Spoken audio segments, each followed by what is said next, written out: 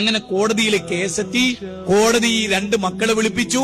ഈ രണ്ട് മക്കളെ വിളിപ്പിച്ചപ്പോ ഇക്കാക്ക പറഞ്ഞു, ഞാൻ വിട്ടുകൊടുക്കൂല എന്റെ ഉമ്മാനെ. അൽ കസീം പ്രവിശ്യ എന്ന് പറയുന്ന സൗദി അറേബ്യയിലെ കോടതിയിൽ ഒരു വലിയ കേസ് കിടന്നു.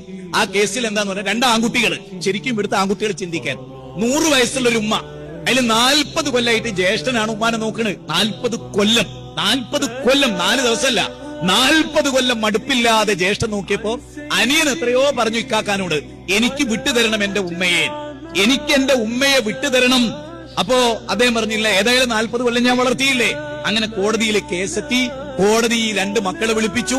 ഈ രണ്ട് മക്കളെ വിളിപ്പിച്ചപ്പോ ഇക്കാക്ക പറഞ്ഞു, ഞാൻ വിട്ടുകൊടുക്കൂല എന്റെ ഉമ്മാനെ, എന്റെ സ്വർഗമാണ് എന്നൊക്കെ പറഞ്ഞു. അങ്ങനെ കോടതി എന്ത് പറഞ്ഞു, ഉമ്മാനെ കൊണ്ടുവരാൻ വേണ്ടി പറഞ്ഞു. അപ്പൊ ഉമ്മാനെ എടുത്തു കൊണ്ടുവരികയാണ് രണ്ട് മക്കൾ. 100 വയസ്സായി മെലിഞ്ഞുണങ്ങി 20 കിലോ തൂക്കമുള്ള ഉമ്മ.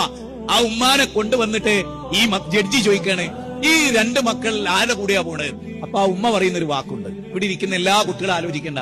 ആ ഉമ്മ പറയാണ്, എന്റെ രണ്ട് കണ്ണ് എനിക്ക് എത്ര പ്രാധാന്യമാണ്, അതുപോലെയാണ് എന്റെ രണ്ട് മക്കള്. ഇതിൽ ആരാ പ്രധാനം എന്ന് ചോദിച്ചാൽ, വലത്തേ കണ്ണാണോ ഇടത്തേ കണ്ണാണോ ചോദിച്ചാൽ അത്ര പ്രാധാന്യം. അങ്ങനെ കോടതി വിധിക്കുകയാണ് അനുജന്റെ കൂടെ പറഞ്ഞേക്കാൻ. കാരണം 40 കൊല്ലം ഇക്കാക്ക നോക്കിയല്ലോ. അപ്പൊ ജ്യേഷ്ഠൻ കോടതിയിൽ ഇരുന്ന് കരയുമ്പോ ജഡ്ജി ചോദിക്കുന്ന ഒരു ചോദ്യമുണ്ട്, നിങ്ങൾ എന്തിനാണ് കൊച്ചുകുട്ടിയെ പോലെ കരയുന്നത്? അപ്പൊ ജഡ്ജിയോട് ഈ ഇക്കാക്ക പറയുന്നത്, മൂത്ത മകൻ, എന്റെ സ്വർഗമായിരുന്നു എന്റെ ഉമ്മ, അതാണ് നിങ്ങൾ ഇല്ലാതാക്കി കളഞ്ഞത്.